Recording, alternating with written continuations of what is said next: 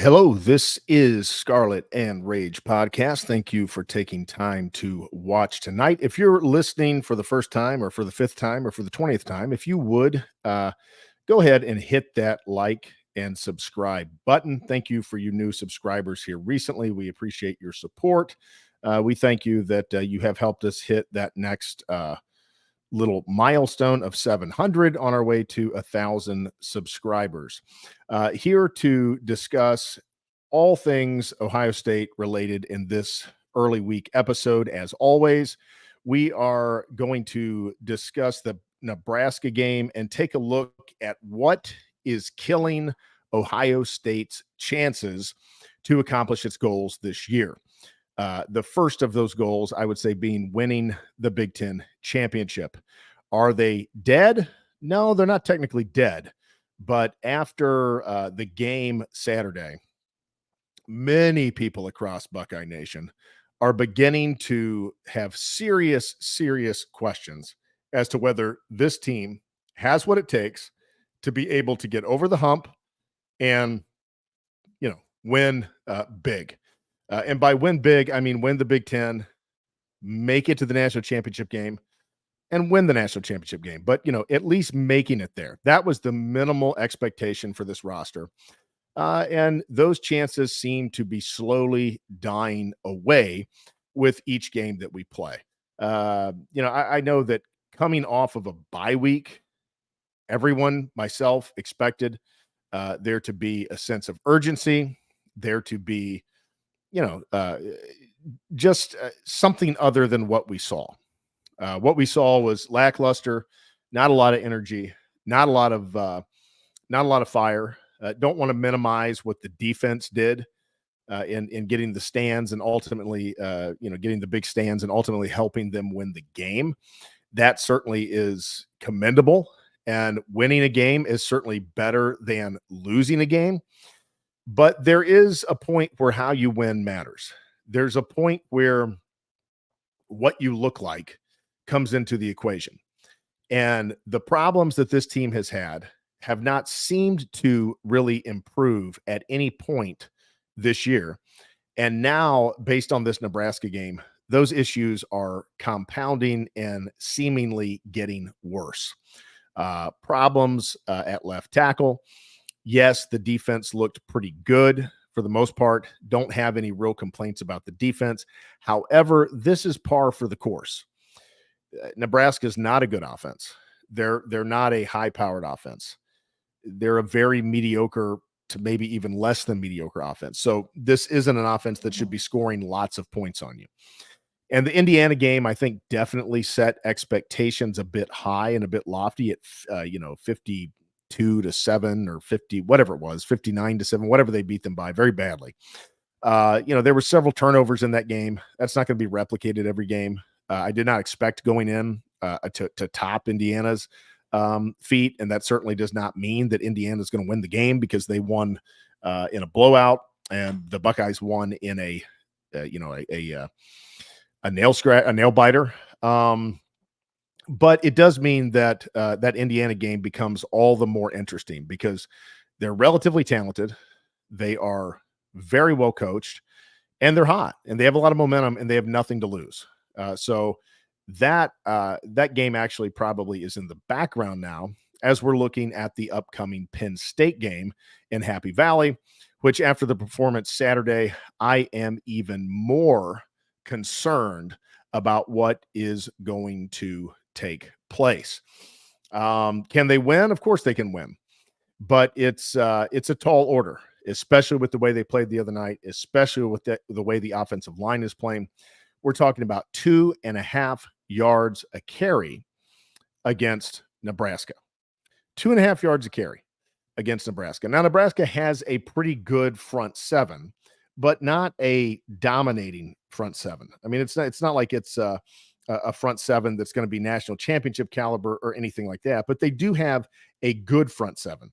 And they looked like a Super Bowl winning front seven against this Buckeye offensive line. Zen Mikowski, big issues.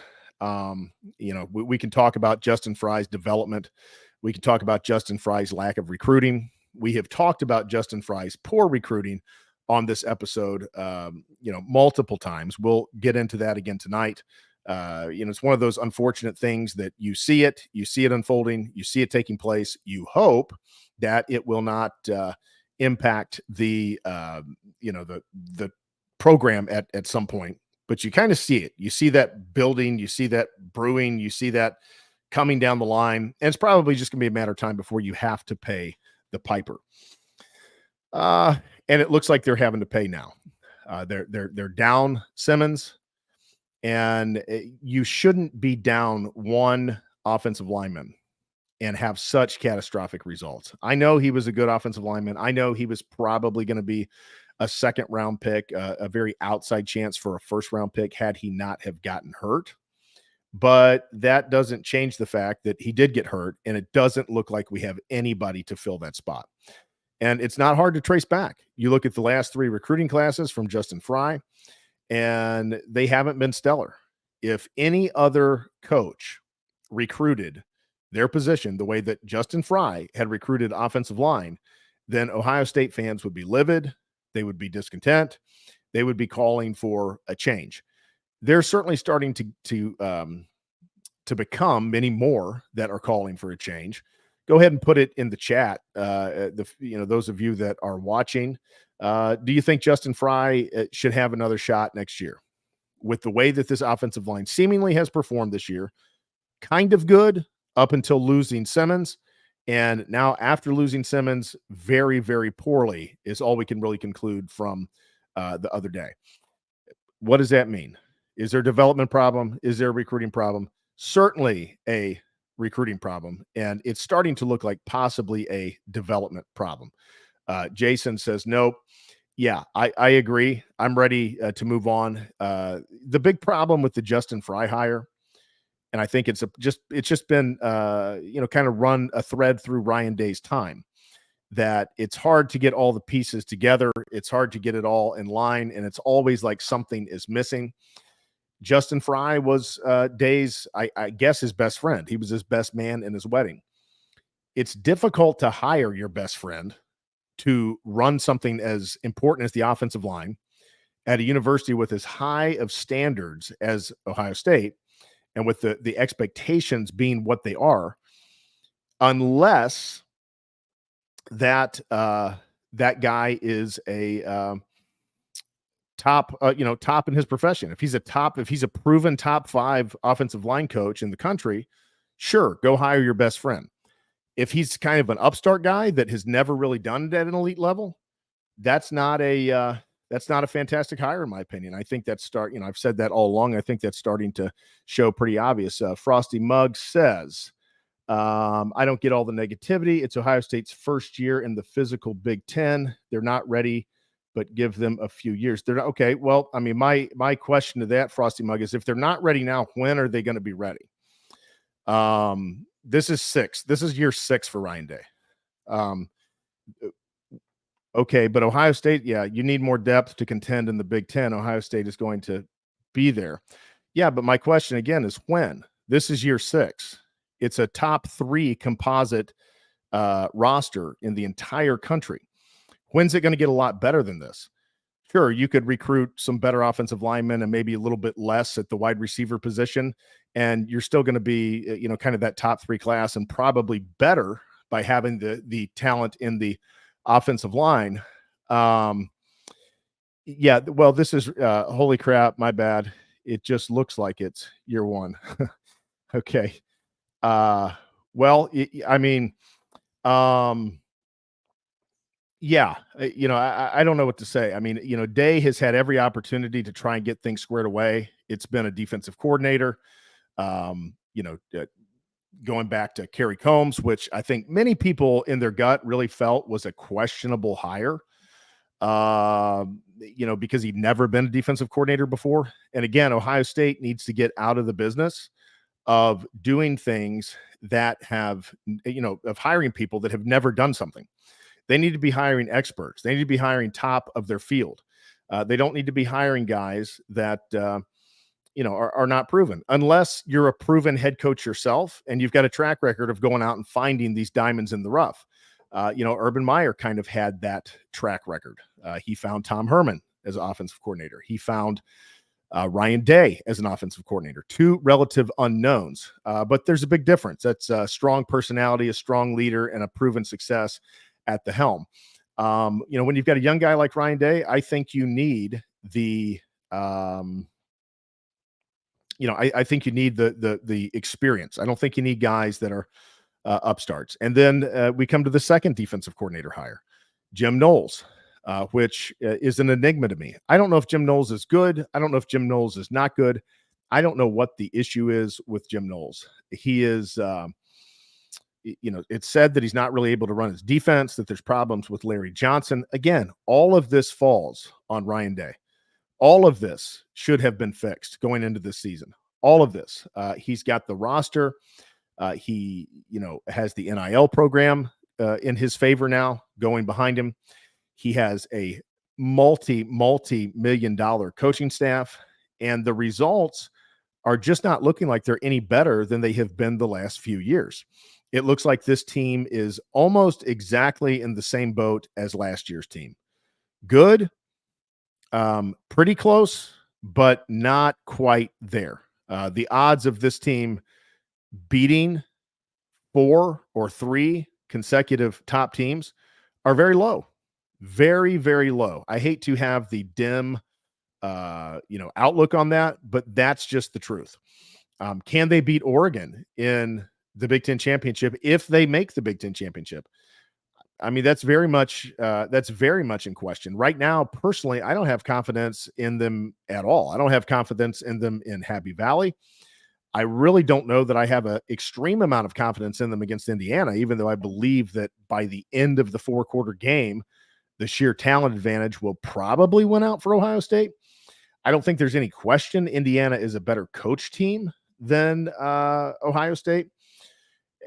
And even some of the areas that I was optimistic about, I'm now having a few more questions about. I was very high on Chip Kelly, and Chip Kelly actually gave me some level of confidence because of what he's done in the past with, some of the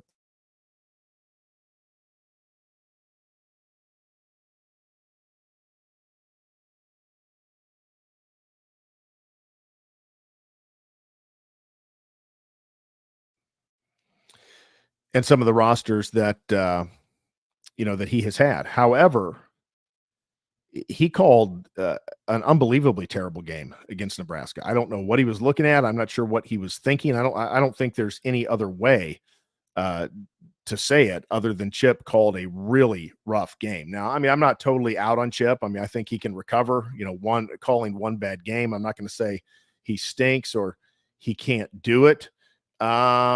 But it's starting to look a little bit suspect. Add all of these things up, and it seems that the chances of Ohio State's, the chances that they have to actually do what we all thought they were going to do are getting smaller and smaller. Is there any one thing that's killing the chances? I don't know. I think it might be death by 1,000 cuts. And speaking of death by 1,000 cuts, something strange is going on in Rage's house. And looks like there possibly could be a visitor, maybe temporarily or permanently, on tonight's show.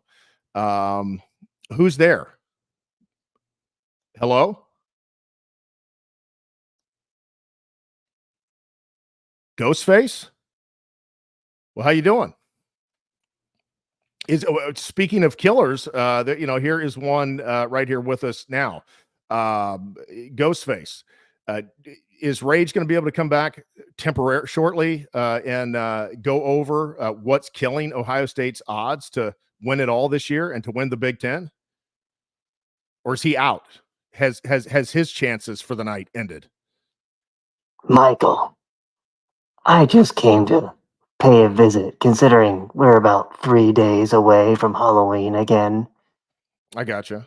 And come to the conclusion that what is really terrifying is Ohio State football right now. I could not agree with you more. I absolutely could not agree with you more, Ghostface. Do you think it's one big stab wound that's killing him, or is it death by 1,000 cuts?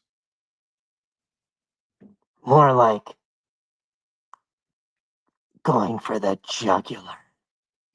That's what I Well, like to do to some of my victims. we are at that point that the jugular seems to be very close to being opened up on this Buckeye team. So, Uh, Michael, the yes. ultimate question I have for you is, after I checked in with you last year, have you been able to watch any scary movies? No, Ghostface, I haven't. You know that I'm not a big scary movie guy, not a big scary movie fan. And quite frankly, the ones you starred in are probably some of the few that I've actually seen. Well, that's good that you watched some of my movies, Michael. But now I have a question for you. All right. In the first Ring movie, when Samara would call one of the people who watched her video, how many days did they have to live after watching the video she created? Little trivia tonight. Um, I'm just going to go with my favorite number, 7. Michael, that's right. That's right. So does that mean that I am spared for the evening and I'm good to go? Did I save You Jay's may be life? spared, Michael, but I really don't like you haven't watched scary movies lately. You really need to step it up. Or I might be paying you a visit very soon. Halloween is coming up after all. Well, then I will take that warning and I will get on that. But I got a question for you. Is Rage going to be able to reappear this evening? Rage isn't even aware that I created this podcast. But maybe I'll disappear for a little bit and maybe he'll jump on. Sounds good. Everybody, Ghostface making his Halloween appearance just as last year. And hopefully Rage will be joining us here in a moment. But Happy Halloween, everyone, and just make sure to watch more scary movies. before he comes back, let's take a look at the comments. While this is the worst bit of comedy I've seen this week, I'm still here. Thank you, Frosty Mug. It's like when you get high and think yeah, well, you got to take your shots, Frosty Mug. Sometimes they land, sometimes they don't. Let's see, got a few other comments here. I think Chip was trying to give the new O-line time to play game reps together before the big. Yeah, I mean, I hope so. That's certainly a thought. I hope that is the case. But what we'll find out. I mean, we'll find out. And the problem is, I don't know if it's going to be yet a new offensive line this week. Mikowski, I have not heard yet definitively whether I don't think he's going to be back this week. I haven't heard if or when he's going to be back. Now, as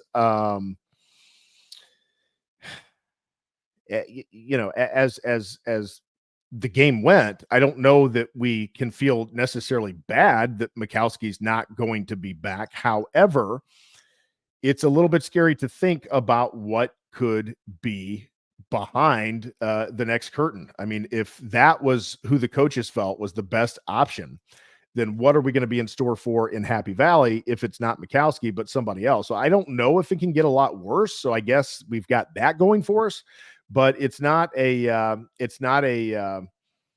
exciting proposition to take a look at what may be on the field. And Rage is back with us. Rage, I don't know if you've heard where we're at this point. We've got several commenters. Just watched The Game. That's a scary movie. All right, Jason, I might check that out. But we've got several people watching, and the consensus seemed to be earlier that Justin Fry, it's time for him to go. It's time for him to fry. Wait, hold on, Michael. Has the podcast already been going on? Yes. How long oh, shit. Well, dude, I didn't know. I thought we were going to film this right around like 10:15, but who was on here before? Well, we had a Ghostface appearance. Ghostface came back. He was Yep. in my house. Yep. Oh shit. Okay. Well, fuck, man. Maybe I shouldn't be here. Maybe I should go grab my handgun. But fuck it, man. You know what, Michael? I just want to say how much I'm in a good mood I am. I know, like, everyone thinks I'm going to bring the rage this week, but to be honest with you, Michael, I just want to come off and get it across that I have never been so happy with Ohio State in a long time, Michael. I have never had this much clarity. It's ironic that, like, all of the Ohio State media, Michael, has completely, like, changed, like, where we were a year ago officially on this podcast is where everyone else is now. Like, everyone is where we were, like, way before. Can you believe that? Yeah. Well, I mean, I always thought it would come to this, but it's taken a while. It's been tough, kind of being on the other side for years now, saying I just don't think these Ryan Day teams have it. And when some of the podcasts that I've listened to this week are starting to turn on him, I think it's pretty telling. I listen occasionally to the Born Blitz. I listen not that often, but I do listen to it some on Mondays. And Zach Boren is about as happy as pro. Everything's going to be good. Everything's going to be okay. Glass is half full as you can possibly be. And he was not that this past Monday. He said that there's real problems. He said this team doesn't play with passion. He said they don't have the fight that you have out of a championship team or even a really good team. He said the sideline was like a funeral. And he went on to say all this is really concerning, going forward with with the schedule that's ahead and with the goals that are on the line. He was not optimistic. So when you're losing the Zach Bournes of the world, when they're starting to say there's some issues, when the Bobby Carpenters of the world are opening up the podcast, their live show, and making jokes that he's purchasing tickets for the Alamo Bowl because that's what this team's fit for. That's rough because those guys have been massive, kind of defenders and supporters, and said that the fan base is nuts and the fan base needs to lay off. And I get why they would say that from a player's perspective. Things are going to be very different than from just a fan perspective, but they clearly see that there's some serious problems. Kurt Barton, who is always on the, that's just kind of part of what they do at Buckeye Scoop. It's Ohio State's got it all in front of them type of thing. I don't necessarily always believe that they think that. I think sometimes they know better, but that's just my opinion. But even Kurt Barton is begin to kind of sour on what we saw on the field. And so I've already given like a lot of my thoughts on the Nebraska game. So I'm going to kick it to you and you give us a few of your thoughts. Yeah, man. Well, again, let me rephrase that. I didn't say a whole lot about the Nebraska game, but I just discussed some of the things that I felt are leading into the types of performances that we saw at Nebraska. Defensive chaos, bad recruiting from Fry, no depth on the offensive line, no development. It doesn't look like all those things. So that's kind of where we're at this point. So as far as like actually what you saw in the game, first off, tell us why you're so happy. Give us some insight into that point of view or that perspective, and then tell us, a little bit about what you saw out there on Saturday. Well, let me just start off and say, everyone, it's going to get worse before it gets better, but just understand that we are at the end, and there is a light at the end of the tunnel. Ryan Day's time is coming to an end. Officially, it's over. It's over, everyone, and be happy. Be happy that it's over. I've said it before. I've been saying it for a long time. We were never going to win anything of real substance under this guy, and just be excited that I just saw that comment pop up and I just started laughing. Be excited that the end is coming. I've been depressed, and I've talked about this a couple episodes ago. I am not going to let this team depress me and bring me to like a rageful personality anymore, man. I have got to be happy and look towards the future. And the future of Ohio State is a future without Ryan Day. We're near the end. And really, the biggest thing we really need to look forward to is who is going to be our next head coach? Because obviously Ryan is not going to be the guy anymore. But obviously I'm still going to break down this game and I'm still going to follow the team, but like it's going to be kind of in vain because the season's like over, kind of like we're not going to win anything. We're not going to win the national championship. I'm going to straight up right now. If Ohio State does not win the national championship under Ryan Day this year, yes, I have changed my prediction. If they do not win the national championship with this roster this season right now, with how much of on the hot seat Ryan Day is, he needs to go. Even if that means making the title game and winning the Big Ten, he probably needs to be fired because you can't win with this roster. You're just never, ever going to win, Michael. You're just never going to do it. Yeah, and we're going to discuss the replacements. That will be another episode. That has to be an episode on its own. We can't do that here. We don't have enough time. Yeah, Frosty Mug said that if he had $5, I don't know if he means literally $5 or like $5 million or something, but he says he would put it all on Ohio State over Penn State. That's how confident he is in this team. James Franklin thinks good for him, man. I like having homers. It's good. It keeps me balanced, man. Because you know what? No, it doesn't. Because all the homers like infest all of the Ohio State message boards and stuff, and just kind of drives me crazy. I feel like you and I are more the voice of, I guess, the opposite, the antithesis of that, the inverse. The reverse. Yeah. Well, I mean, yeah, it's good to have confidence in the team. I don't know what the team's done to really garner that confidence. But I mean, if you've got it, I mean, that's great. I mean, I hope they win in Happy Valley. I'm kind of not expecting it a whole lot. It wouldn't surprise me, obviously, but certainly not going to surprise me if it goes the other way either. As far as like this team actually giving us a whole lot, he means $5. Not very confident. Okay. I guess that was a kind of a play on it there. He was saying he was putting $5 on him because he's not confident in Ohio State.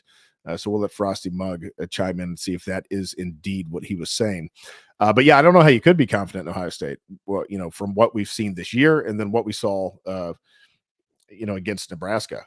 Jay, I mean, just start with the offensive line. I mean, how can you win with an offensive line that performs like that? And how is it going to change that much moving forward when it might only get worse with potentially now a third stringer in there when the second stringer looked like a third stringer?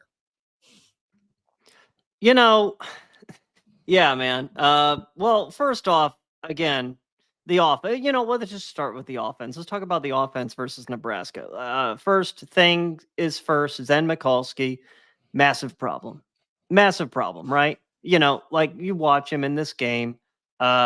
He fell down on air in this game. He fell down on air, can't block anyone. And the biggest thing that comes to mind right now, Michael, and again, we've talked a bit about this ad nauseum. If everyone, please tell your family, tell your friends about this podcast, because no other podcast nailed this more about Justin Fry and the failure that he was at the very beginning. I started to see it in 2022 with the lack of recruiting. I was like, wait a minute, he's only getting Ohio kids. Why are we celebrating this? And then they weren't even all that highly ranked Ohio kids.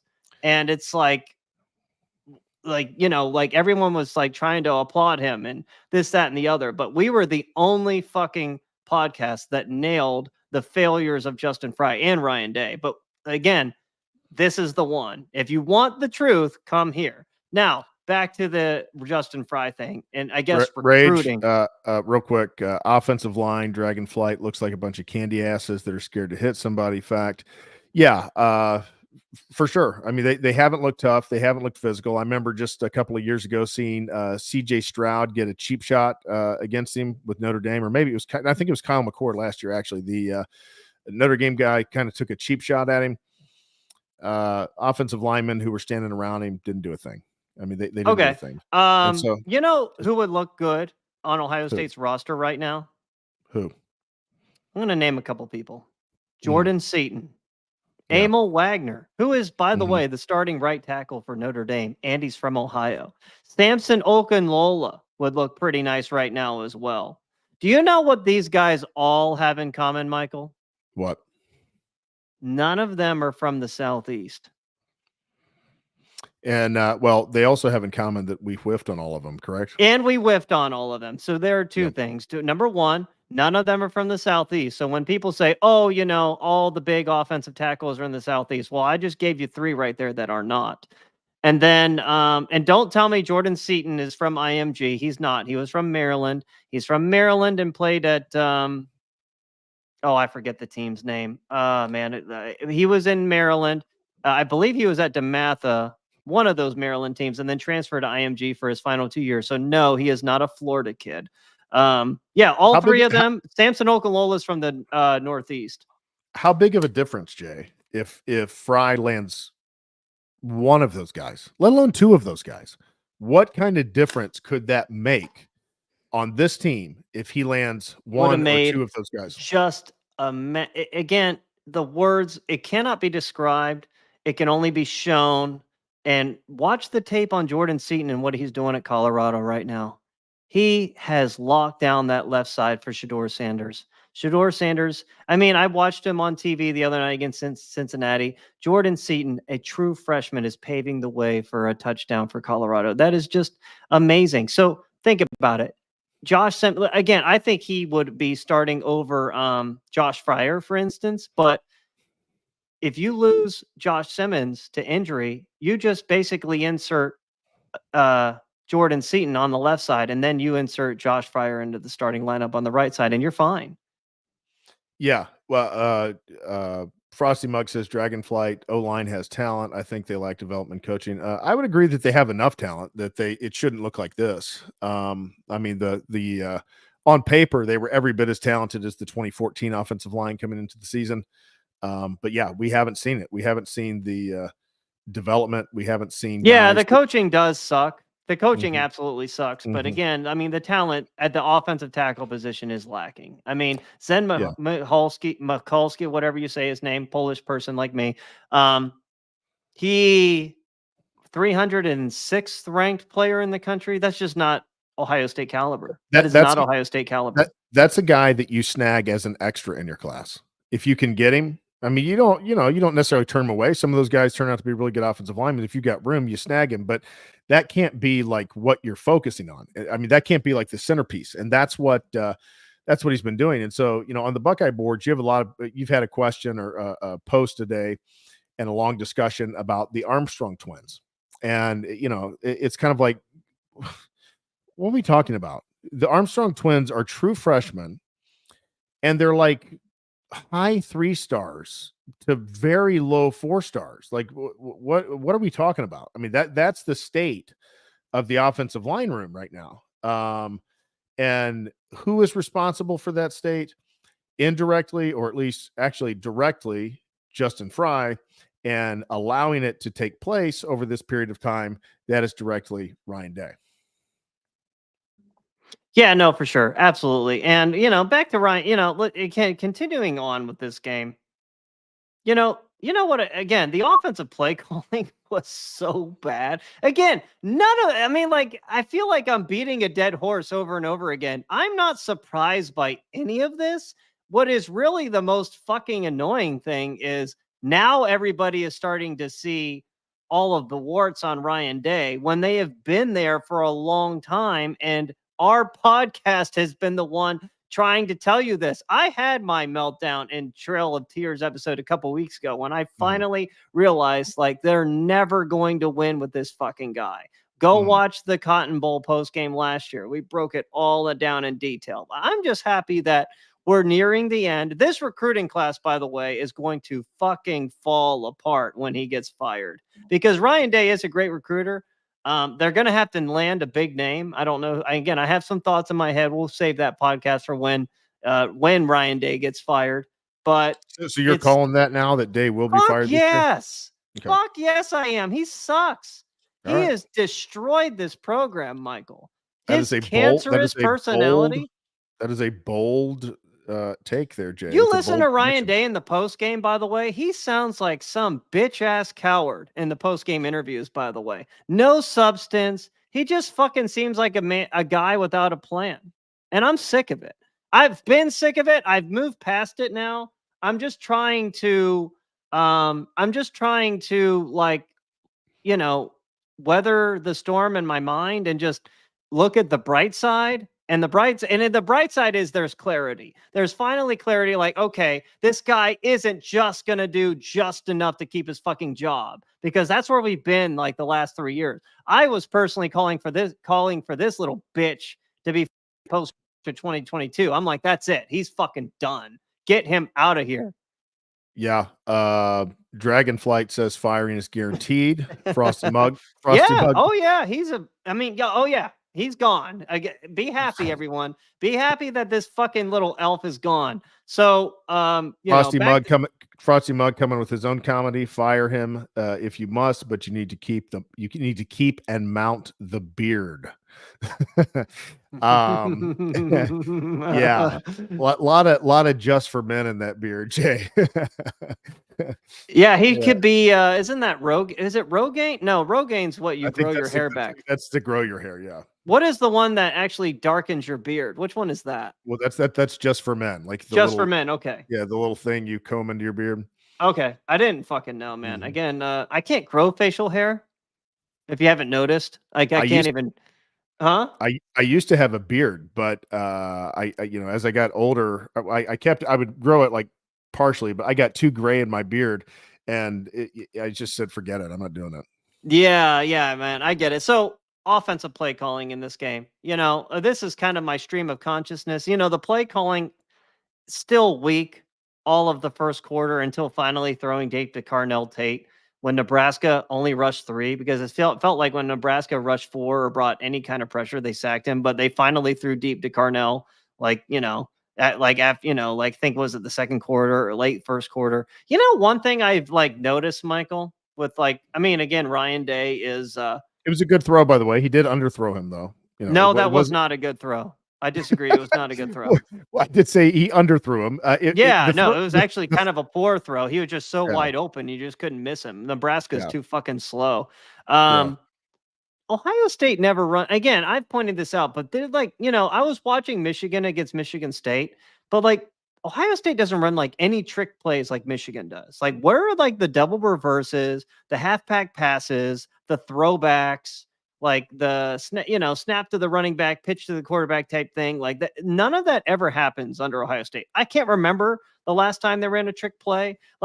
Michigan, for instance, it's become a staple of them is they run the halfback pass with fucking Donovan Edwards. They snap it to him and he throws, and it really gets them going. It's a 15, 20-yard gain every single time because the defense is so focused on the running back. So they never, ever do that. Yeah, they don't run halfback draw, running back draws either. But yeah, man, Michael, again, this is all things we've discussed, but have you noticed that? No trick plays, ever? It's so bland and boring.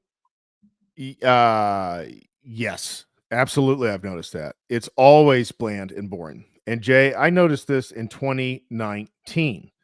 This isn't something that is the Big Ten championship in 2019 is when it really hit me that why I didn't feel excited about that team all year. I just couldn't get the excitement about it. In the Big Ten championship game, it hit me. It was they just don't have the oomph. They just don't have it looks bland. There's no real strong identity. They don't play angry. We kind of discussed this in the prelude. Ryan Day promised an angry team to the media. He told the media he would have an angry football team on the field Saturday.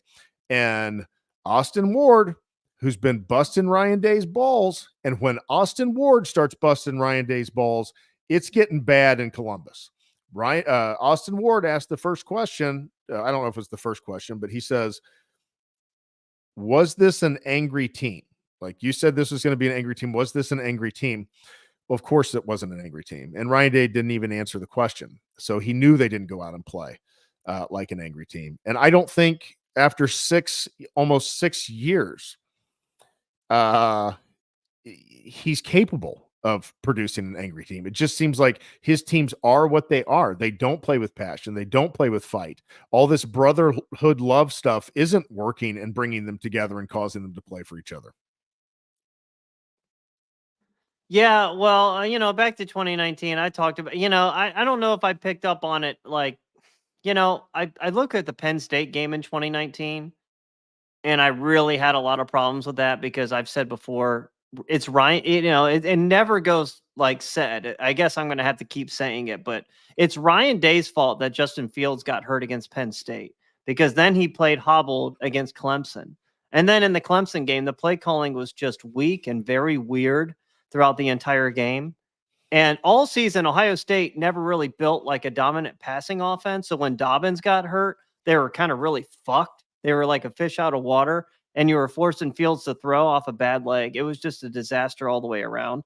So, again, that's, that just rehashing 2019 again. But back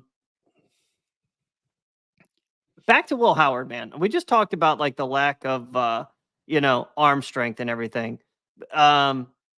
Nebraska, we're lucky that they're slow Big Ten team, right? Slow Big Ten team. Nebraska sucks. I will say they've got a pretty good front seven. That's about it. But they do. Indiana didn't have any problems with them. Well, yeah, I mean, Indiana got a few defensive touchdowns. So I mean, I didn't say they're a dominating front seven. Are you sure about that?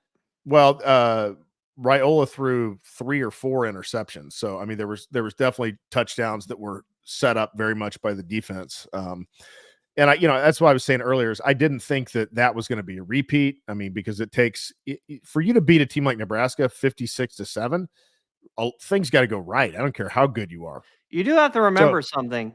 Yeah. Indiana played with their backup quarterback the entire second half. Yeah. Like their starter actually got hurt. Can you imagine what would have happened if he didn't get hurt? I mean, he threw for like close to 200 yards in the first half. They had 215 rushing yards. So turnovers or not, they were able to maul Nebraska, maul them. And Ohio State couldn't do jack shit. So that's major red flags. Yeah. Major. Well, no, I mean, and I'm not putting a silver lining on it. I'm just saying their front seven's not bad, but that's no excuse for what we saw. I mean, absolutely none. And I'm not sure what Chip Kelly was doing. How do you throw the ball 16 times and run it almost twice as many?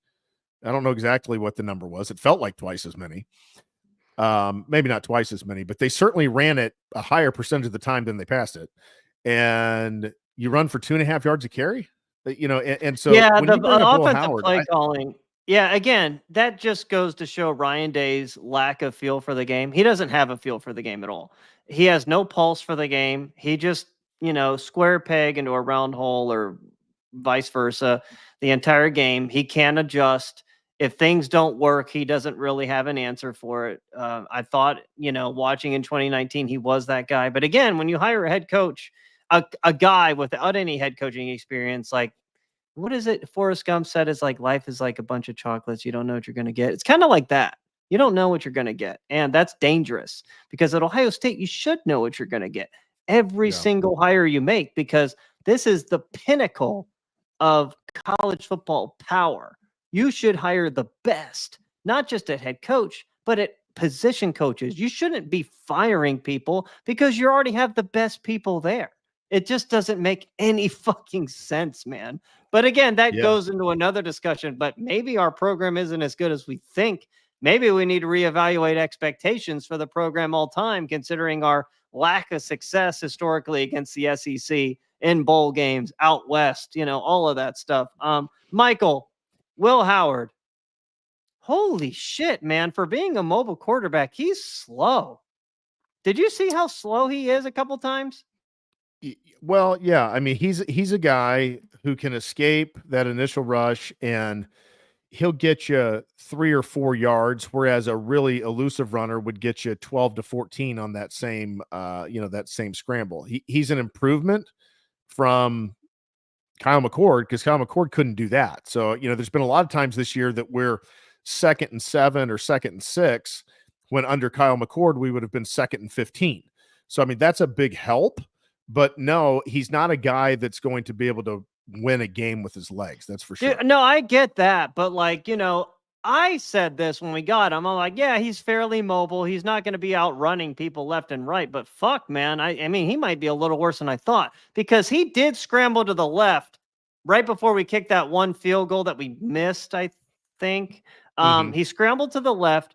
And now, granted, I think it was like a defensive end. Nebraska had like a rushman package of some sort, and the defensive tackle spot. Now, I believe he was a defensive end, but still was able to track him down like immediately, and that is scary. And people are saying that you need to run the read option with this guy. Like, you got to be scared that he can actually like bust off some big runs.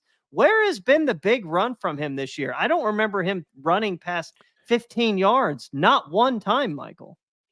Yeah, I mean, if you're talking about the read option, you've got to have the expectation of him getting 4 yards or 5 yards. And I mean, maybe that would be worth it to mix that in 5 times to see if that would open up the run game a little bit. I don't know. We're kind of at a loss at this point.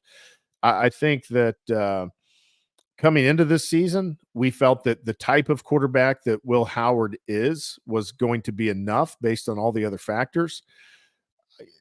And I don't blame Will Howard. I'm not down on Will Howard. I think Will Howard's lived up to his part of the expectation for the most part. I think he's done a good job, but I think that the reality is we're starting to see that for this team to win a national championship, this team would have to have a superstar at quarterback. They would have to have a game-changing quarterback who could put the game on their shoulders, and we certainly don't have that with Will Howard.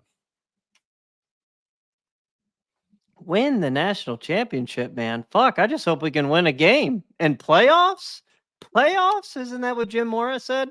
Playoffs? Yeah. We're not going to beat Penn State. I don't even know if we're going to beat Michigan. Because, by the way, if you look at Michigan, they figured something out on offense a little bit, by the way, with Alex Orji. He's not like they're starting to figure something out over there. And their defense, I bet you any money, Will Johnson would come back for that game. Their defense is going to cause Ohio State a lot of problems. Josiah Stewart is going to feast. They are going to be aggressive.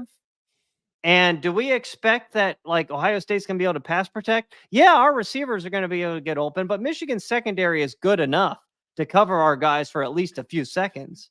I mean, Oregon did. It's not like our receivers busted off huge gains against them. Yeah, Jeremiah Smith got behind the defense once, but we don't have a quarterback that can get him the ball down the field anyway.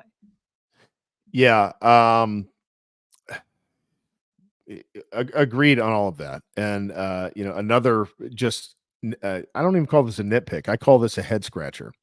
You mentioned a rushman package that Nebraska did. Well, we've been doing a rushman package, and I've never been able to figure out why our 2 big, bulky ends that struggle to get pressure stay on the outside, while they put our 2 lighter ends, who are the best pass rushers out of the 4, in 3 techniques and 1 technique, or I don't know if they're both in 3s or in a 3 and a 1, but they're both down on the inside. I mean, what is going on here? Like, how are these kind of decisions being made by multi-million-dollar coaches? I'm going to put the small guys on the inside, the big guys on the outside, the guys that have a little more quickness and are able to get to the quarterback on the inside, and the guys that never hardly get to the quarterback on the outside. It's just like thing after thing, decision after decision is kind of like head scratching. Ezekiel 247, Ryan Day sucks.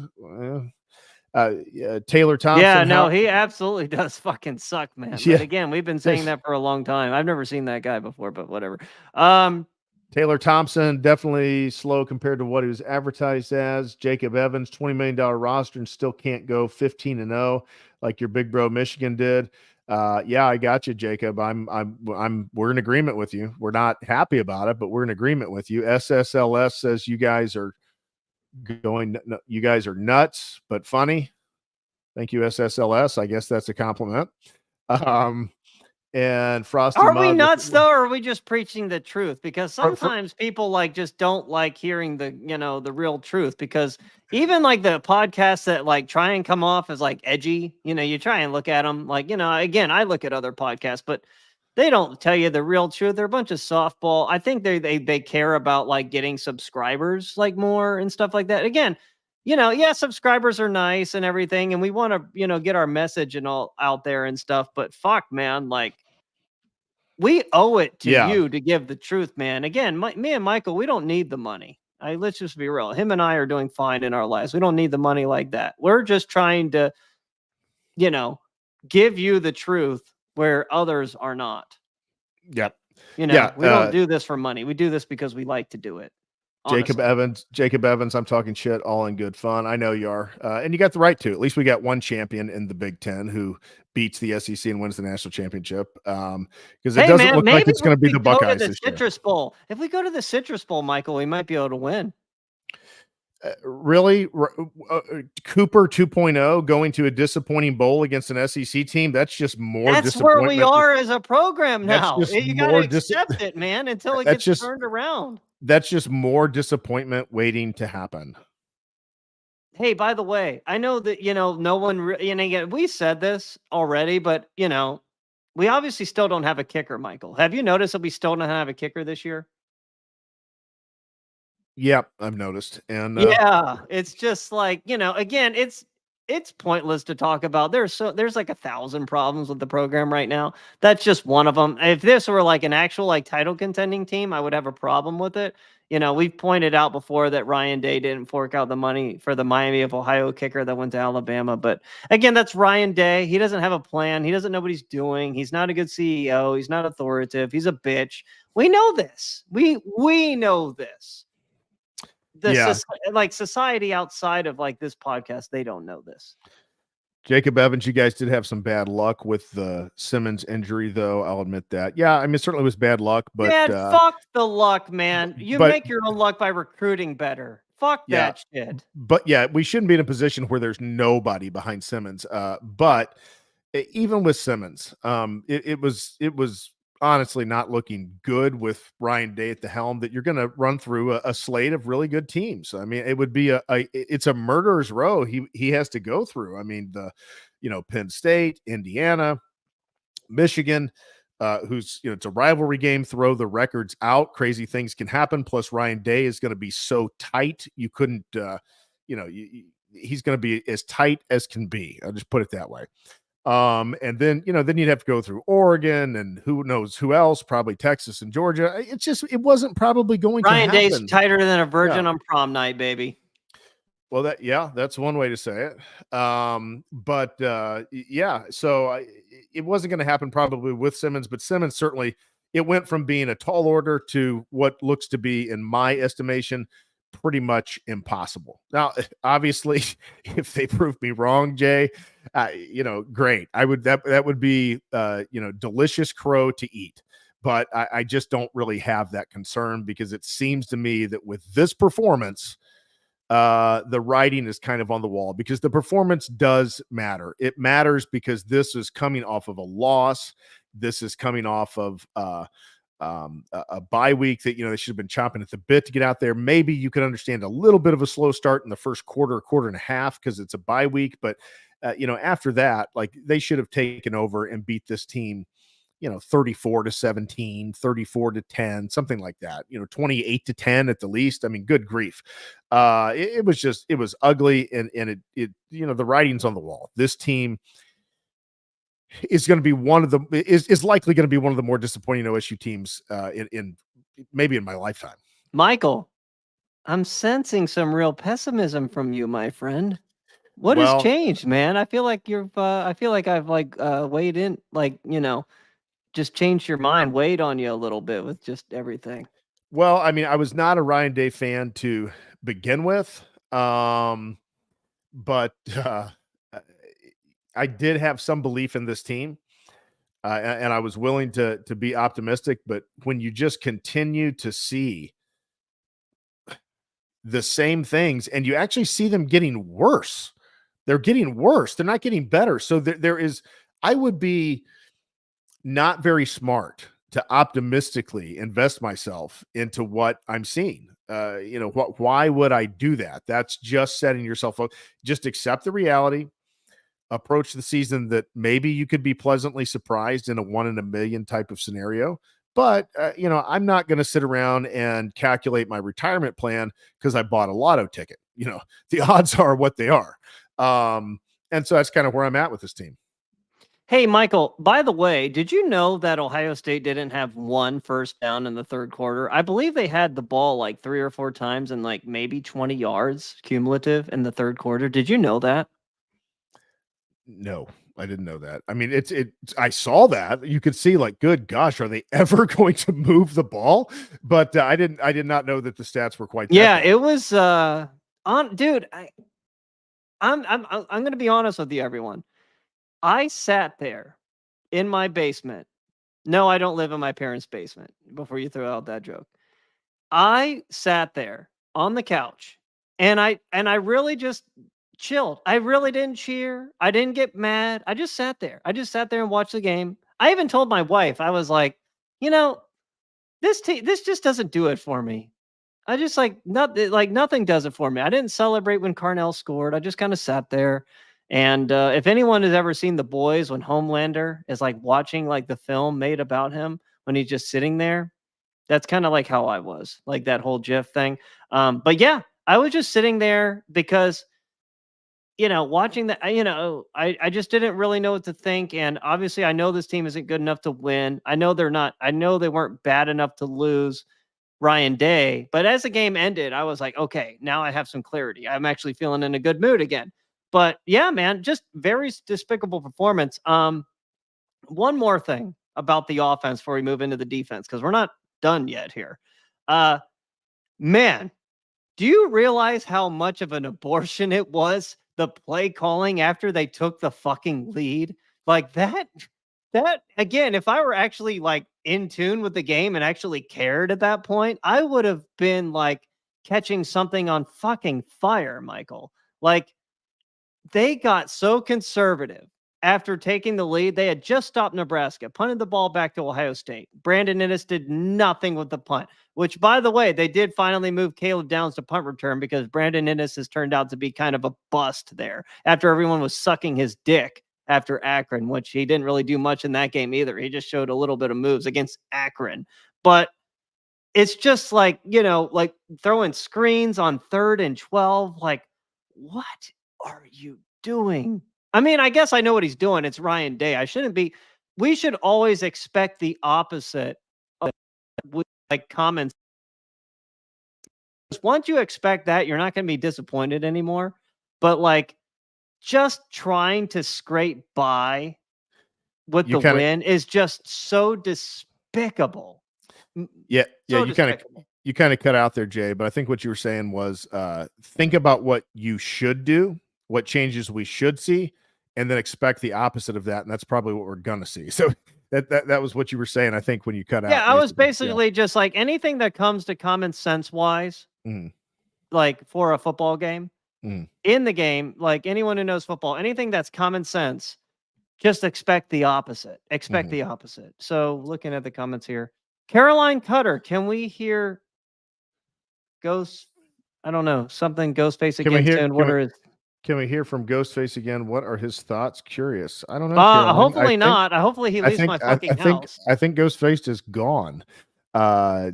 Jacob, you guys are in the worst spot. Day is good enough to keep, but not good enough to win anything. That's the concern. Yeah, that's a concern. Yeah, call me crazy, but y'all play like that again. We are beating that ass for a 4th straight year. No, I don't really think that's crazy, to be honest. No, it's not crazy, Jacob. I just said it like Michigan is a real threat to Ohio State. It would not surprise me in the least if Michigan won. It would not surprise me in the least. You guys would be doing us a favor. You guys would be doing us a massive favor. And again, there's a massive question like I'm going to ask about all of this. But let's move on to the defense. That's how negative I am, Jay. I've gone that negative that I said losing to Michigan is a favor. That's how negative I've gone on this team this year, Jay. Yeah. Man, dude, the defense. Let me just start off a little bit of positive. To start off with the defense, they actually blitzed, which is good. They actually ran some stunts and delays with the defensive end. Great. Good job. Yeah. Where was it all year? Like, why do you have to be like threatened with your job to finally like be performing well? That's just not healthy. You should want to do well for the people you're employed by, like all the time. Like that's just common sense. But again, all right, well, Jay, let's talk about that. Is that does that give credence to this idea that Jim Knowles has been wanting to do these types of things, but he's been hampered because of this rift with Larry Johnson? And then when they got behind closed doors and hashed everything out, Jim Knowles prevailed that he was going to get to do some of the things he wanted to do. That was leaked out. Could that potentially be the case? Could be. I don't know. If it is the case, it just means that our issues with Ryan Day are bigger than we even thought that they were, that we're going into a national championship run of a season. He says national championship or bust. He set that expectation, and yet he did not even have his defensive coaches in alignment going into the season. And we're halfway through the season and they're changing things up. I mean, it really is it's ridiculous. It's almost like coaching malfeasance. Yeah, it really is, man. It's just, again, I'm not going to get into possible like hearsay and all of that. You know what? It's Ryan Day's fault. I don't care about Jim Knowles. I don't care about Larry Johnson. Ryan Day has a final say so, and whatever is happening is because of him. And I blame him. I don't care about anything else. So fuck Ryan Day. It's your fault, you little bitch. Moving on. Denzel Burke. What the fuck, man? Like watching him again, like they actually did blitz, and once again he gets beat deep, and they're lucky it was incomplete. I mean, like it was kind of a iffy call. It was called a catch on the field, by the way. It was called a catch on the field, and for them to reverse it was, I don't know about that, but again, for the fact of the matter is, him just getting beat after he's been beat like a drum his entire career is just a terrible look, and just goes to show the lack of accountability and the IQ of this coaching staff, like making the right moves. And just again, you might not, again, these guys might suck in practice, but you got to throw somebody out there who can cover people. Somebody. Yeah. Well, we did see Matthews out on the field. So, I mean, at least there was a little accountability at some point. Burke was taken out, at least temporarily. I did see that, but that was at the end of the game. Honestly, he should have been taken off the field after that play, but I didn't see him exit until I think some of the third quarter and some of the fourth quarter. Yeah. Do you have a short list of coaches you'd like to replace Ryan Day? Yes, I do. I think I'm going to make an episode on that. I will say this. I'm going to give you a little spoiler. Somebody named what the hell? Mike Elko. Might have been you earlier. And that is one name that comes to mind, Mike Elko. Ryan Day is on thin ice. Man, he's been on thin ice for a while, Caroline. Hey, Caroline, we need more female viewers. So get all of your friends and give us some more female viewers. Thank you. Yeah, he's definitely on thin ice. I mean, the fan base is rapidly turning against him. There are these echo chambers, like the board, one of the boards that you and I are on, that they actually still have probably 60% that are fervently, I would say 40% that are fervently supporting, 20% that are still supporting, and 40% that have joined us. Now, I was a part of about the 2% that has not been a Ryan Day fan on that board for quite some time. We've seen our numbers grow a lot, but it's still a minority on that board. But across the rest of Ohio State fandom, you see the Facebook groups, you see the things on X, you see other forums that are out there. It is growing pretty heavy sentiment. I would say total guesstimation, 55-45 people really starting to question or want Ryan Day to be out the door. The question is, Jay, what can he do with the rest of this season? Clearly his job is on the line. His job is on the line. Some people still think that that's like crazy. I don't understand how they think that that's crazy, that his job's on the line when he continues to not do his job, which is to at least, the accomplishments that are to be on an Ohio State resume on a regular basis are beating Michigan, winning the Big Ten, and winning a national championship. And those are the three big goals. And when you complete none of those for 3 consecutive years, and now you're really looking like you're on a good pace not to complete maybe any of them again, except for maybe beat Michigan because they're really down this year. Not good. Not good at all. No, No, absolutely not.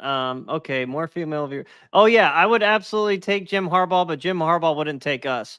Yes, more female viewers. That would be great. Thank you. Are you predicting Penn State to win Saturday? Well, spoiler, yes, I am. I'm gonna get into a mini Penn State preview here in a minute. Not that it matters because the rest of the season we're just kind of like there. I mean, like I'm gonna be watching the team, but they're not gonna like take my soul anymore. I'm just again, I'm I've kind of went over that a couple weeks ago. I can't let them do this to me. What is it, I'm Michael? well, I'm still gonna probably go with a narrow Ohio State win, just because it's really hard for me to pick them to lose. But am I at all gonna be surprised if they go to Happy Valley and lose? Not at all. I'm semi expecting it. Uh You know, by the way, with the defense, do you realize how lucky we are that Dylan Raiola sucks? Like, he sucks. Now, he's got time and he's got a good coach to mold him, but all this stuff, like talking about like he's like the second coming of Patrick Mahomes. Now, I know he emulates him. That's kind of like Kobe Bryant did with Michael Jordan. Have no problem with it whatsoever. If you're gonna try and emulate somebody, yeah, you want to emulate the greatest of all time. You're going to emulate the best quarterback in in the NFL right now. Have no problem with it. But yeah, for them to actually directly compare him to Patrick Mahomes is really messing that kid up and messing up the audience who doesn't know jack shit about football, which is probably 90% of the people who watch. Yeah, they need to get this right in the scouting. Like anytime you get a kid who's got similar arm talent to Patrick Mahomes, and when I say that, I just mean they're able to kind of manipulate their arm angles and throw the ball from a lot of different places. They're now wanting to put this Patrick Mahomes tag. Well, I mean, what do you think young quarterbacks are doing? They're seeing Patrick Mahomes manipulate all these different arm angles and throw from all these different places, and they're trying it. They're working on it. So you're going to start seeing more guys do that as time goes on. Will all of them be Patrick Mahomes? Of course not. And now we're finding out that this is the second Patrick Mahomes comparison that isn't seeming to pan out the way that that we were kind of told. And the Quinn Ewers being the other one, he was getting the Patrick Mahomes comparisons as well. Was he really? 100%. Man, Yeah. I was the first one on that. Dude, off topic, Texas is flirting with like starting Arch Manning more now. I mean, Quinn Ewers has had a bunch of like games where he's like been really struggling. I called that. I said it, but like a long time ago. I'm like, I don't think he's very good. He's not going to play in the NFL. He might make it as like a third stringer, but that dude does not have the arm strength and he's not all that big. And he's really not all that mobile either. I don't know what people saw out of him that made him the number one quarterback in the country, but honestly, Ohio State's better off without him. But again, he would have failed under Ryan Day like anyone else would have failed under Ryan Day. Jacob said, I think Raiola is decent for a true freshman. Yeah, I don't disagree with that. I don't think, well, I mean, I guess decent for a true freshman. Yeah, I guess. My take on him is based around the fact that these guys that are ranked, 99 and 100s, they're given those kind of grades. That means that they are saying that they are very close to a surefire top 5 or 10 pick. I mean, these are guys that if they come out and get drafted in the 18th pick, that's a disappointment. That's how high they're billed. So I'm saying based on his billing, I don't think that he's living up to it. But yeah, I mean, for a freshman, yeah, he looks decent out there, and he's certainly got some talent. I don't doubt that. He has some mobility. And honestly, his mobility is like similar to Will Howard's, which is like, Raiola is not advertised as like a mobile quarterback, but he moves fine. I think he might be a little quicker than I think he might be a little quicker than Howard. I don't know that that's he's too much. Fucking sad if true. Yeah. If he's quicker than Howard, I don't know. I'd say they're pretty even. But again, he's not advertised as a mobile quarterback. Howard is, and they're like the same speed, the same build. Howard's maybe a little bit bigger, but one thing with the defense, back to the defense is, they're terrible against mobile quarterbacks, man.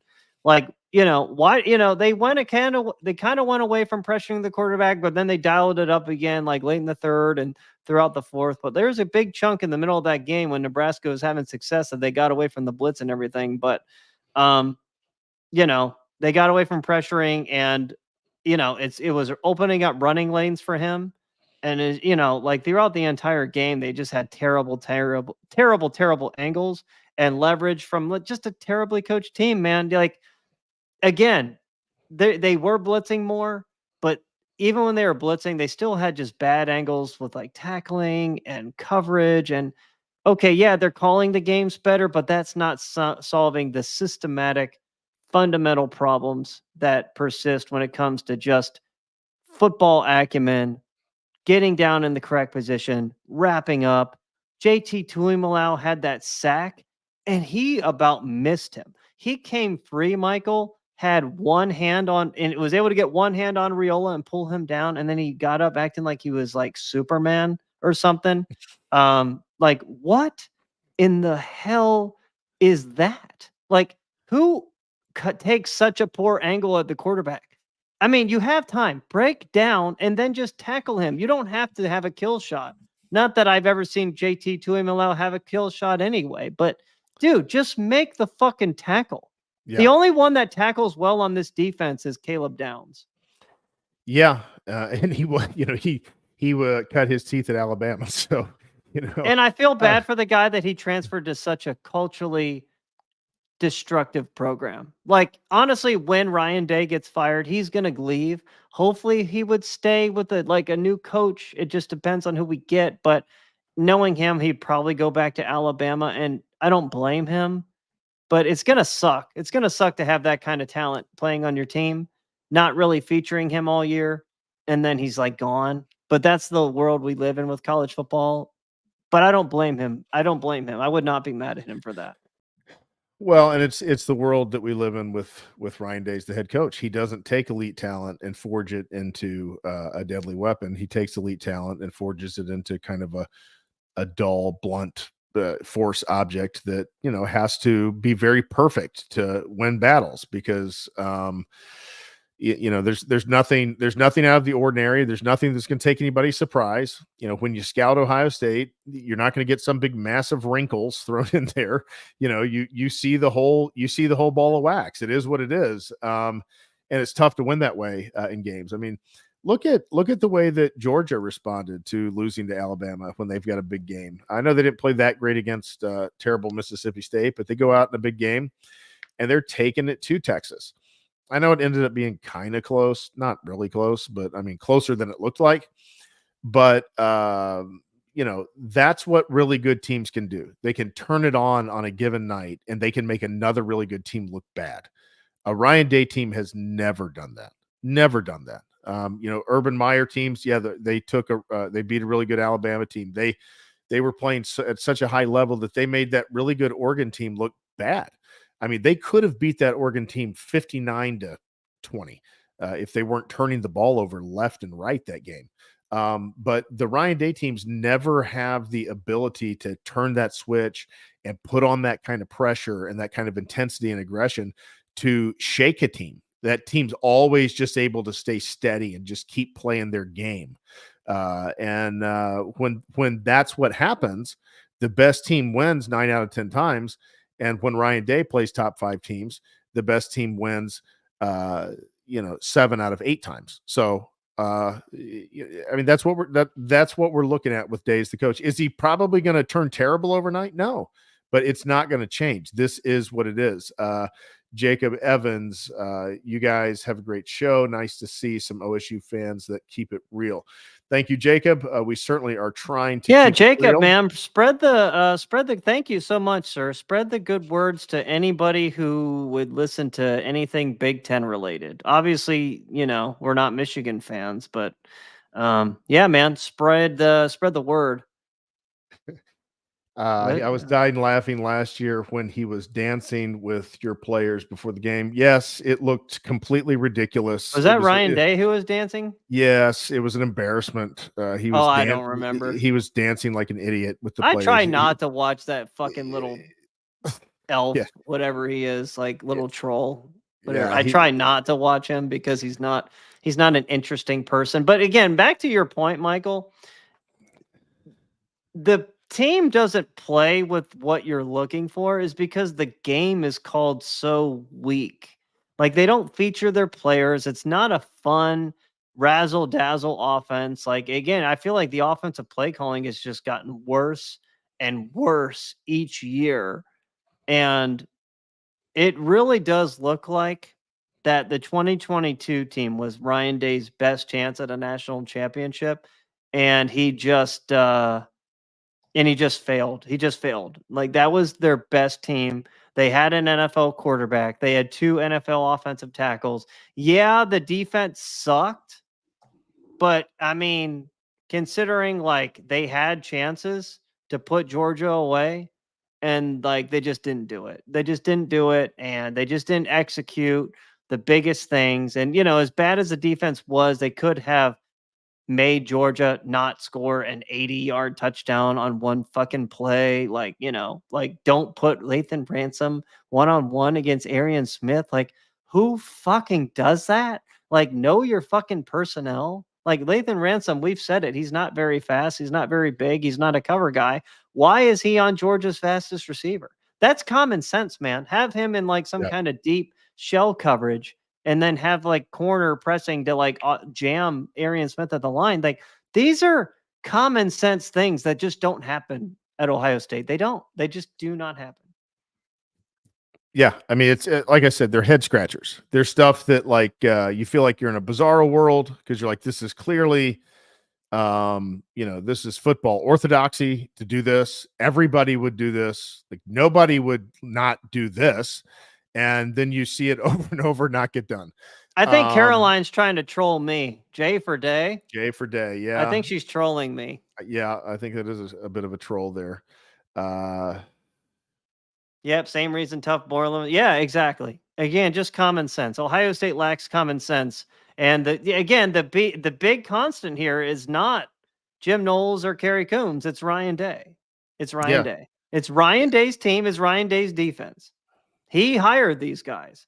Ryan Day struggles with defense, and he struggles with a running game. It doesn't matter what running backs you give the man. He struggles to have a running game. The only time he ever had a running game is when he had one of literally the most dynamic runners in the world, along with one of the other probably top 15 most dynamic runners in the world at that time, with Justin Fields and J.K. Dobbins. Outside of that, he's never had a running game. Michael, there is some real sympathy to be spread around right now. Do you know who I have major sympathy for? Who? I feel really, really bad for the 100,000+ indoctrinated sheep that are still spending money on this trash. This program right now should not be getting any more than 50,000 fans a game until real change is implemented. I mean, really, real change. Well, and again, I've said it. I know I won't be going to any games in the near future. They have lost me as a consumer fan over the last year. I will not spend money on this fucking dumpster fire.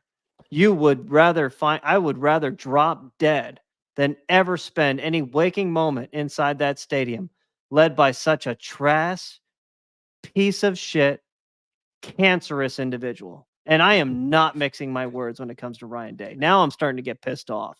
Well, I am not going to spend a penny inside of that stadium until there is not only is Ryan Day fired, but they have got to hire somebody that I believe in, and I have watched their teams play. They have full autonomy over the program and are a product I fully believe in. I am not playing any games, man. Fuck that. I'm not paying money to go see Marshall like you did, Michael. That is just not going to happen anymore. Well, I got a free ticket. Okay, well then that's fine. And I don't even know. Well, here's the thing.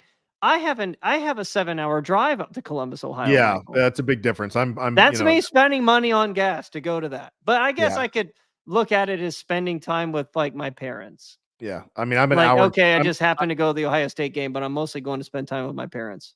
Right, at an hour and 20 minutes away. If I get free tickets, then I'll shoot up there and see it. But I mean, you're right. I'm not going to pay big money to go see this. I'll watch Bengals games or Reds games or something, here in town. Fuck, I'm not spending money on the Reds either, man. They're in the same boat. But the that's the great thing about the Buckeye fan base. It's both the great thing and it's also the kind of, I wouldn't say it's our downfall, but it is it's something that keeps us sometimes maybe from getting always the best. Is they support. I mean, Buckeye fans come out, they want to come in Ohio Stadium, they want to see a great product. I think all Buckeye fans are aligned on that. And this just hasn't been a great product. I mean, it's eerily similar to what it felt like in the John Cooper era. It was I was a little bit more naive then, so I always had great hope. But looking back, that hope was misplaced because Cooper had a way of just always, making sure that it didn't get done somehow, whether it's losing to Michigan State, whether it's losing to Michigan. And that same type of thing is here with Ryan Day. And here's the thing. You look at Ryan Day's record, that's one thing. If Ryan Day would have had Jim Tressel's type of talent that he had a lot of those years, which was really good talent, but, probably if you had a composite rating today, it probably would have been more composites like 7, 8, 9, as opposed to 1, 2, 3.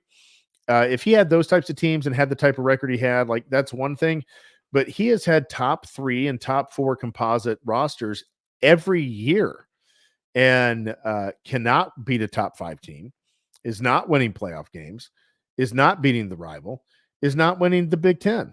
And so, it has to be better than that. And I think that most Buckeye fans would agree that it has to be better than that. It would be amazing if it could get better this year, but boy, that seems like a tall order. But I am going to take them. I know we've been gone a while here, Jay. We'll wrap it up here soon, but I am going to take them at Penn State. I'm going to take them 23-21. I'll go ahead and put that out there. I don't think it's going to be pretty. I don't think we're going to walk away inspired with confidence, but I am going to take them in a close win. I just want to say, talking about Penn State real quick. Penn State's no good. They're not. I mean, well, I guess they're good, but they're not. Let me put it, I'm going to make this very clear. Penn State is no measuring stick for this program. They are not a top 5 team. Ryan Day's biggest kryptonite is top 5 teams with similar talent. Penn State does not have similar talent to Ohio State. Not even close. So if Ohio State were to back in to this game and somehow win because, James Franklin really isn't that great of a coach either. But honestly, I think I might actually put him above Ryan Day as a coach. He just hasn't recruited very well. Penn State's biggest problem is James Franklin hasn't recruited as well as Penn State should. Like Penn State should be recruiting as well as like Tennessee does every year, or maybe above that, probably like Texas A&M level, but they're not. So that's the biggest problem with James Franklin is just he doesn't have the talent there. So Penn State has a number 11 composite talent. Ohio State has a number 3 composite talent. Where is Tennessee in the composite? 17. Are they really? Are Yep. you sure? Mm-hmm. I'm going to look at this. Hold on. I'll send it Talent to you. composite 20. All right, fuck, man. All right, well, looking at this list, where they should be is LSU. They should be about LSU level in regards to like talent composite. To LSU, Oklahoma, Oregon, like that around there. I know their star average is good, but they, actually, looking at their, I guess, I'm going to make a correction. Their talent composite isn't bad for Penn State.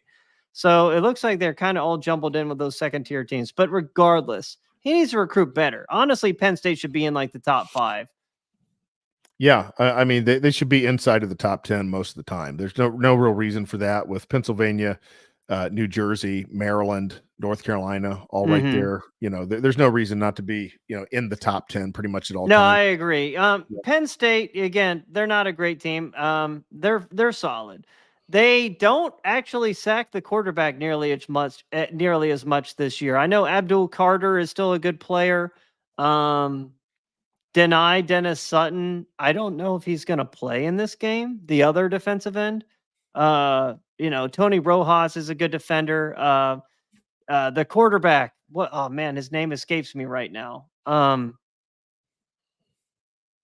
got hurt against Wisconsin. Backup came in from Mentor, Ohio as their starting quarterback. Oh, you're talking about Drew Aller. Drew Aller from Mentor, Ohio, man. Got hurt against Wisconsin, hurt his ankle. James Franklin came out today and said he's a game time decision. It's going to go all the way up until the game. I would anticipate that he's going to try and play because he hates Ohio State. But their backup is more than capable, man. Their backup doesn't throw as good as he does, but he runs like very well. Like the backup actually runs better than Will Howard. So, I mean, either way, I think the backup has more potential to really slice and dice Ohio State because Ohio State, they don't tackle well. They're not disciplined. They don't cover well. But again, Penn State is so slow at wide receiver. They have one guy, and then the rest are a bunch of white guys that are slow. Like Julian Fleming hasn't really made the impact there that we thought he would. No. And I don't know. He's kind of got exposed a little bit, not being as well. But he's clutch. He's been clutch for them. But I mean, again, Penn State is no measuring stick. The win does not do anything for me as a fan. If Ohio State wins this game and I've said it, they can't be measured again until Oregon because they're a team with similar talent to Ohio State. Yeah, I understand they have a beast tight end, but I mean, I get that, but it's just their wide receiver position. And again, if you're having to throw to your tight end the majority of your throws, I think that's kind of a problem because tight ends usually aren't the most explosive people on the field. I mean, it's rare that they are, but I have Penn State winning. I have Penn State winning 28-24, Michael. Okay. Yeah. I mean, that's totally fair. Could certainly see it happening. I will say, I think Penn State would be a good win. I do agree that it doesn't answer the question of can Ryan Day truly win those top. And it's really sad. And it almost makes me wonder if Ohio State fans should honestly be cheering for Penn State to win. Because it's like you beat Penn State, it doesn't do anything. But to the dumb fucking national beat writers, they're gonna be like, "Oh, Ryan Day won a top 5 game on the road. Oh my God, this is amazing." When we all know Penn State's not a top 5 team. They're not a top 5 team in talent. They're not a top 5 team on the field. They just happen to play an easier schedule up until this point, and they just happen to be undefeated, and that's why they're top 5. You put them against a lot of other teams in the top 10, and they get run off the field. Agree. And I mean, it happens. You get those matchups sometimes that you get a 5 team that maybe isn't a 5 team, but you got to go in there and win. And so, I mean, it would be a good win because they're definitely a top 10 team. No doubt about that. It would be a good win, but it wouldn't answer the question. So we'll see. If he wins, he stays alive. And I'm at least wanting them to get to the Big Ten championship and take a shot at Oregon. I don't feel great about that, but I got tickets, so I certainly want them to go. But we'll see, Jay. We'll see how it turns out. But that's really all I got. Yeah, I don't have anything else much, Michael. Looks like you kind of cut out a little bit anyway. Yeah, guys. Yeah, the Penn State game, just not very exciting. Not very exciting. So, yeah. Michael, are you there? Can you hear me? Looks like he went out, everybody.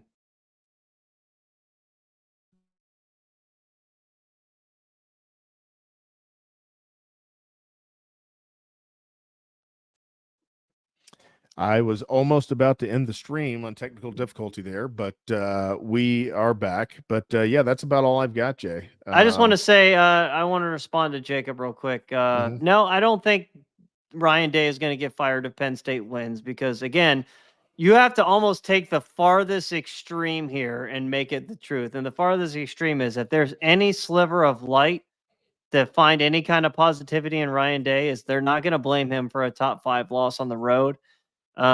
He won't get fired until after the season. Now, if he loses to Michigan and Penn State, then yeah, he'll get fired after Michigan.